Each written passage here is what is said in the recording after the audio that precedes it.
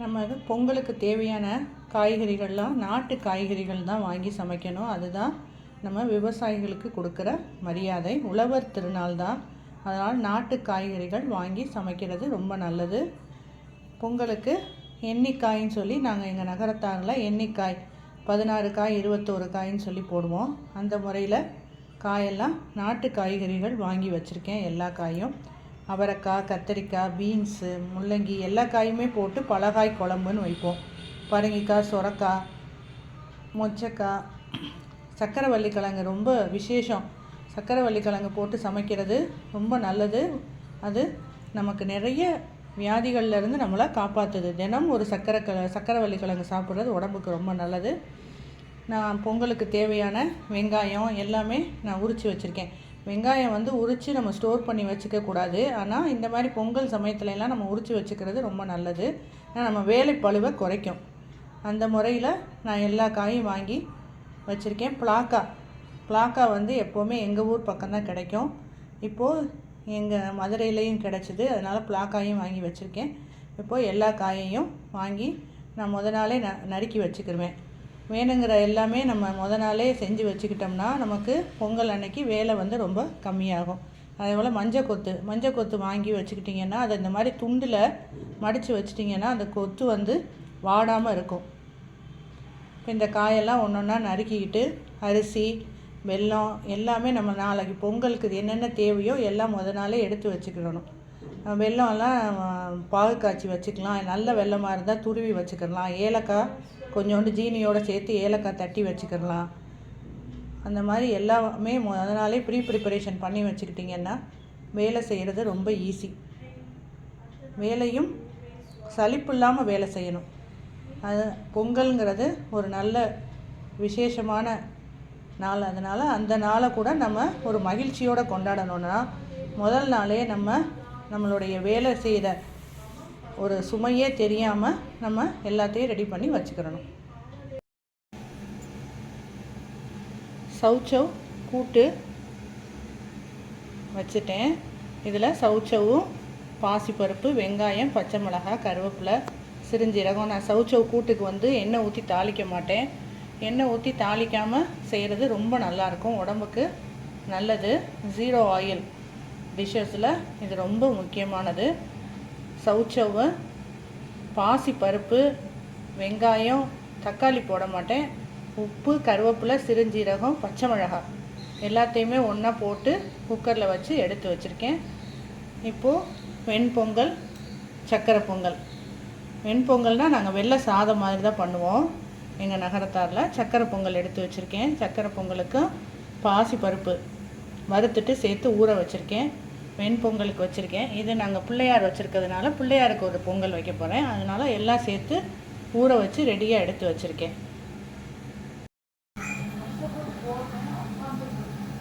இப்போது இது அந்த பலகாய் குழம்புக்கு எல்லா காயும் ஒன்றா போட்டு குக்கரில்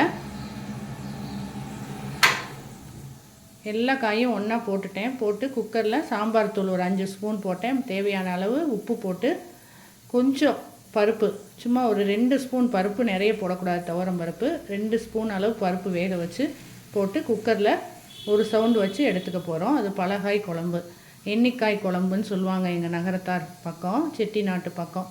21 காய் போட்டிருக்கேன் நான். இப்போ இதில் நேற்று நான் காமிச்சேன் இல்லையா, நறுக்கும்போது அந்த காயெல்லாம் சேர்த்து போட்டுட்டேன்.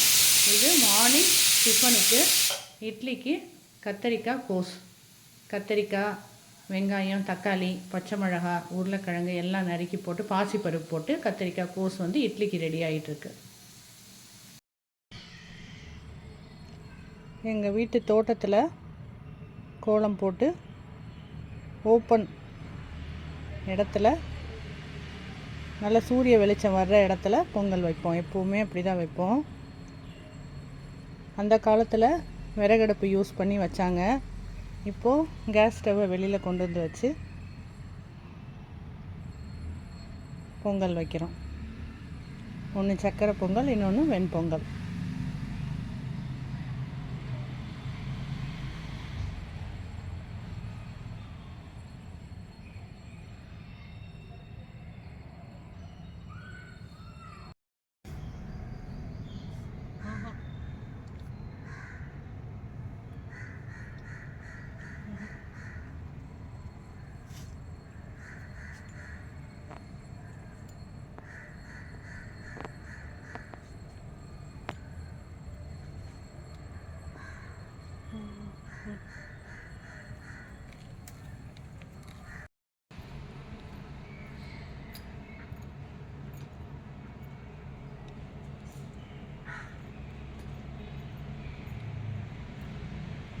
இது வந்து பலாமரம் வச்சு ஒரு 6 வருஷம் ஆச்சு. ஆனால் இப்போ தான் காய்ச்சிருக்கு.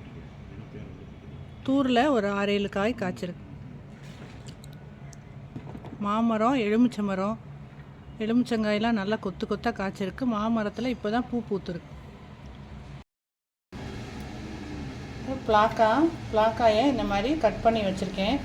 கட் பண்ணி பிளாக்காயை நம்ம அப்படியே தோலோடையே போட்டு வேக வச்சிடணும். வேக வச்சிட்டிங்கன்னா அந்த பிசுபிசுப்பு தன்மை இருக்காது, ஈஸியாக நறுக்க வரும். நல்லா ஒரு 2-3 சவுண்டு குக்கரில் வச்சுட்டு எடுத்திங்கன்னா நல்லா, இது வந்து நல்லா குட்டி பிஞ்சு பிளாக்கா, அதனால் ஒரு சவுண்டு வச்சா கூட போதும். ஒரு சவுண்டு வச்சு எடுத்துக்கிட்டு தோலை கட் பண்ணிக்கிட்டு இதை நம்ம மசாலா போடலாம். இது வந்து செட்டிநாட்டு பகுதியில் பிளாக்கா இல்லாத விசேஷமே இருக்காது. கல்யாணம், பொங்கல், தீபாவளி எதாக இருந்தாலும் பிளாக்கா மசாலா கண்டிப்பாக நாங்கள் பண்ணுவோம். இது ஒரு தனி வீடியோவாக கூட போடுறேன். இது ரொம்ப டேஸ்ட்டாக இருக்கும் பிளாக்கா மசாலா.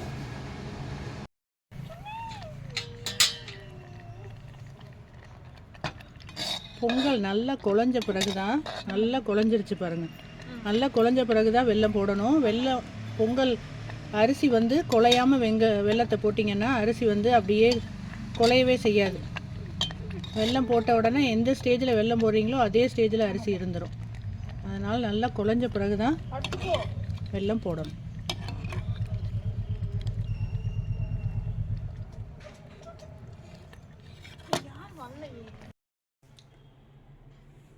இப்போ நமக்கு எண்ணிக்காய் குழம்பு ரெடி ஆயிடுச்சு. 21 காய் போட்டு நான் அதை செஞ்சுருக்கேன். இதுக்கு வந்து சிறுஞ்சீரகம், பெருங்காயம், உளுந்தம்பருப்பு, கருவேப்பிலையெல்லாம் தாளித்து கொட்டி கை நிறைய மல்லித்தலை போட்டிருக்கேன். இந்த குழம்பு வந்து இட்லி, தோசைக்கும் பொங்கலுக்கு வச்சு சாப்பிட்டுட்டு இட்லி, தோசைக்கெல்லாம் சாப்பிட்றதுக்கும் குழம்பு அவ்வளோ டேஸ்ட்டாக இருக்கும். ரொம்ப நல்லாயிருக்கும். டேஸ்ட்டு சூப்பராக இருக்கும். நீங்களும் இந்த மாதிரி குழம்பெல்லாம் செஞ்சு பாருங்கள். செட்டிநாட்டு பகுதியில் இந்த குழம்பு எண்ணிக்காய் குழம்பு, எண்ணிக்காய் கூட்டு, எண்ணிக்காய் குழம்புன்னு சொல்லுவாங்க. இது ரொம்ப விசேஷமானது. பருப்பு மசிக்காமல் பொங்கல் வைக்க முடியாது. பருப்பு மசிச்சாச்சு. பருப்பு வந்து துவரம் பருப்பு போட்டிருக்கேன். 1 ஸ்பூன் பாசி பருப்பு போட்டிருக்கேன். இது வந்து நான் பருப்பு மசிக்கிறதுக்கும் நான் வந்து எண்ணெய் ஊற்றி தாளிக்க மாட்டேன். நான் நிறைய 0 ஆயில் ஃபுட் தான் நிறைய எல்லாமே பண்ணுவேன். ஒன்றா நம்ம அடுத்தடுத்த வீடியோவில் போடுறேன். எண்ணெய் அதிகமாக சேர்க்குறது உடம்புக்கு ரொம்ப நல்லது. எண்ணெய் அதிகமாக சேர்க்குறது உடம்புக்கு கெடுதல்.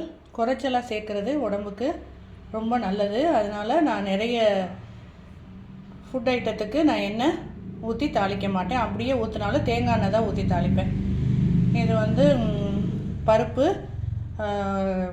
மசிக்கும் போதே மிளகாய், பூண்டு, கருவேப்பிலை, உப்பு, சிறுஞ்சீரகம் எல்லாம் போட்டு அடுப்பில் வச்சு நல்லா நீட்டாக நான் மசித்து எடுத்துட்டேன்.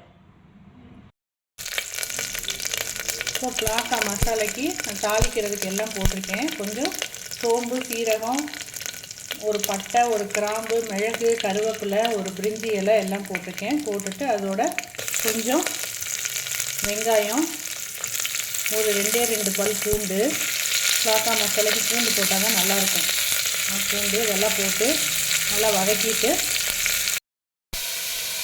பிளாக்கா வேக வச்சோம் இல்லையா, அதை தோலை நறுக்கிட்டு இந்த மாதிரி க்யூப்ஸாக நறுக்கி வச்சுருக்கேன். இது செட்டிநாட்டு பகுதியில் கல்யாண விசேஷங்கள்லாம் பிளாக்கா மசாலா இப்படி தான் பண்ணுவாங்க.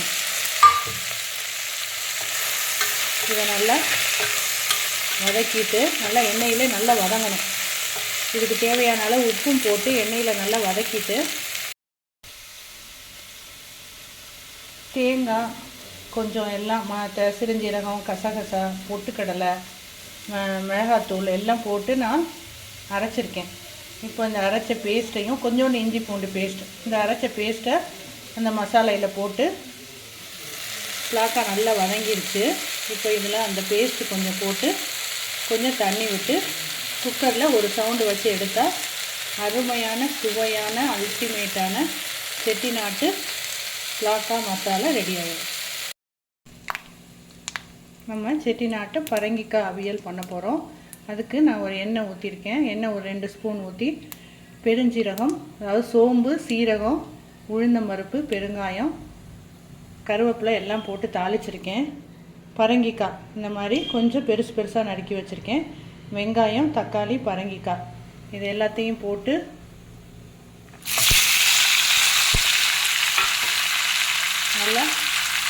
வதக்கிட்டு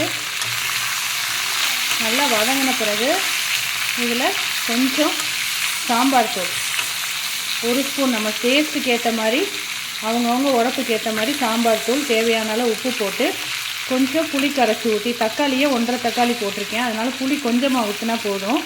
புளி கரைச்சி ஊற்றி நல்லா கொதிக்க விட்டு வெந்த உடனே இதில் 1 ஸ்பூன் வெல்லம் சேர்த்து இறக்குனிங்கன்னா செட்டிநாட்டு பரங்கிக்காய் அவியல் ரெடி ஆயிரும். இந்த பரங்கிக்காய் அவியல் ரொம்ப டேஸ்ட்டாக இருக்கும். சாதத்தில் கூட போட்டு சாப்பிட்லாம். பொங்கல் அன்னைக்கு இந்த பரங்கிக்காய் செய்கிறது ரொம்ப விசேஷம். ஏன்னா பரங்கிக்காயெல்லாம் விவசாயிகள்கிட்டருந்து நம்ம வாங்குறது.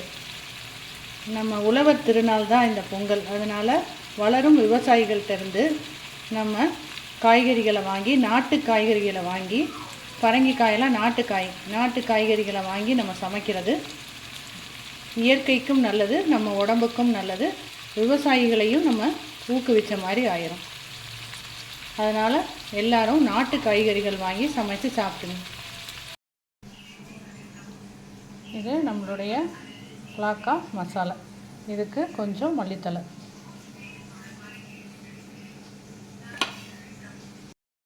டேஸ்ட் சூப்பராக இருக்கும்.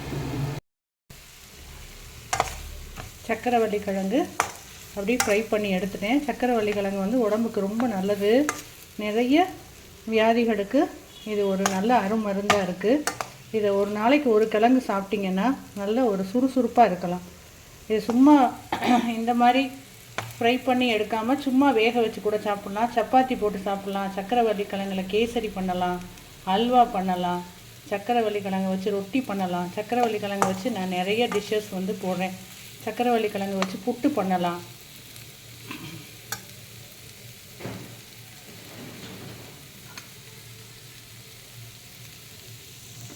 இந்த பக்கம் சக்கரை பொங்கல் தாளிக்கிறதுக்கு நான் வீட்டில் எடுத்த நெய் அதை அடுப்பில் வச்சுருக்கேன். முந்திரி பருப்பு அதெல்லாம் வச்சு நான் தாளிக்க போகிறேன். பொங்கல் சமயத்தில் மட்டுமே கிடைக்கிற சிறுகிழங்கு. இந்த கிழங்கு ரொம்ப நல்லது. இதில் அவ்வளவா வாய்வு இருக்காது. உருளைக்கிழங்கு மாதிரி கிடையாது. அந்த சிறுகிழங்கு வாங்கி அதை நான் நல்லா தோலெல்லாம் எடுத்துட்டு இந்த மாதிரி சின்ன சின்னதாக கட் பண்ணி அப்படியே உருளைக்கிழங்கு ரோஸ்ட் மாதிரி அப்படியே ஃப்ரை பண்ணி எடுத்துட்டேன்.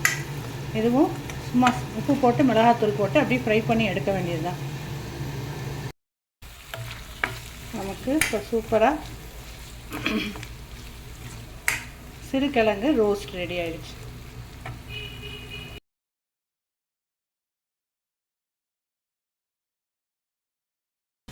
நம்ம ஏலக்காய் பவுட்ரு பண்ணும்போது அப்படியே ஏலக்காயை பவுட்ரு பண்ணிங்கன்னா மிக்சியில் அரைப்படாது. அதோட 1 ஸ்பூன் ஜீனி சேர்த்துட்டு பவுட்ரு பண்ணிங்கன்னா ஏலக்காய் நல்லா ஃபைன் பவுடராக ஆகிடும். சூப்பராக பரங்கிக்காய் அவியல் ரெடி ஆயிடுச்சு. இப்போ இதில் நம்ம சாதத்தில் கூட போட்டு சாப்பிட்லாம். இட்லி, தோசை, சப்பாத்தி எல்லாத்துக்குமே இது நல்லா சூப்பராக இருக்கும். எங்கள் வீட்டு பொங்கல் பருப்பு மசித்தது. இது வீட்டில் காய்ச்சின நெய், சவுச்சவ், கூட்டு, பரங்கிக்காய், செட்டிநாட்டு அவியல். இது சிறுகிழங்கு ரோஸ்ட்.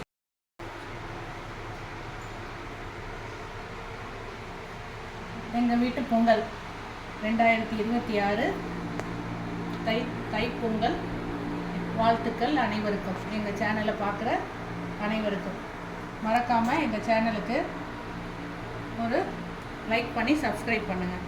இது பருப்பு மசித்தது, சவுச்சவ் கூட்டு,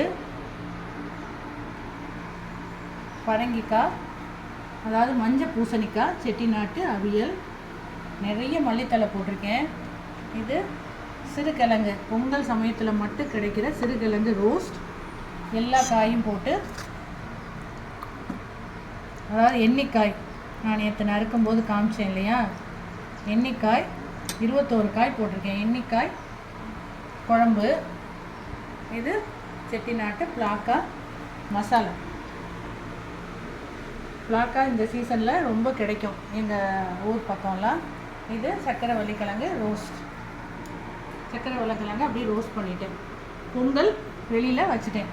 வெண்பொங்கலும் சக்கரை பொங்கலும் வச்சுட்டேன். பிள்ளையாருக்கு ஒரு பொங்கல் வச்சுட்டேன். இவ்வளவும் பண்ணினாலும் எங்களுடைய கிச்சன் வந்து பொங்கல்ங்கிறதுனால கிச்சன் வந்து இந்த மாதிரி தான் இருக்குது. நான் எப்போவுமே சமைக்கும் போதே க்ளீன் பண்ணிடுவேன். கொஞ்சமாக சமைப்போம், அதனால் அப்பப்போ க்ளீன் பண்ணிடுவேன். இப்போ நிறைய சமைக்கிறதுனால இப்படி தான் இருக்குது. ஆனால் இப்போ சமைச்ச உடனே டக்குன்னு நான் க்ளீன் பண்ணிடுவேன். எவ்வளவு வேலை இருந்தாலும் நம்ம கொஞ்சம் ஒரு 5 நிமிஷம் மெனக்கட்டோம்னா நம்ம கிச்சனை நம்ம அழகாக நீட்டாக ஆக்கிடலாம். அப்பப்போ சமைக்கும் போதே க்ளீன் பண்ணிட்டோம்னா நமக்கு வேலை மிச்சமாயிடும். எடுத்து டிஷ்வாஷரில் போடுறத போட்டு கையில் விளக்குறத விளக்கி கிச்சனை கவுண்டர் டாப்பை தொடச்சி எல்லாம் ரொம்ப நீட்டாக ஆக்கிடுவேன். இப்படி இருந்த கிச்சன் எப்படி ஆகுதுன்னு பாருங்கள். நீட்டாக ஆக்கிடுவேன்.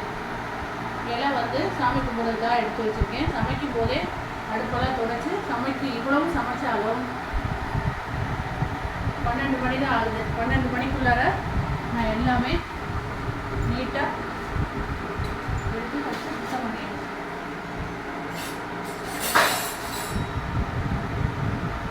வேலை நமக்கு ரொம்ப ஈஸியாக இருக்கும். எந்த வேலையும் நம்ம இஷ்டப்பட்டு பார்த்தோம்னா கஷ்டங்கள் தெரியாது.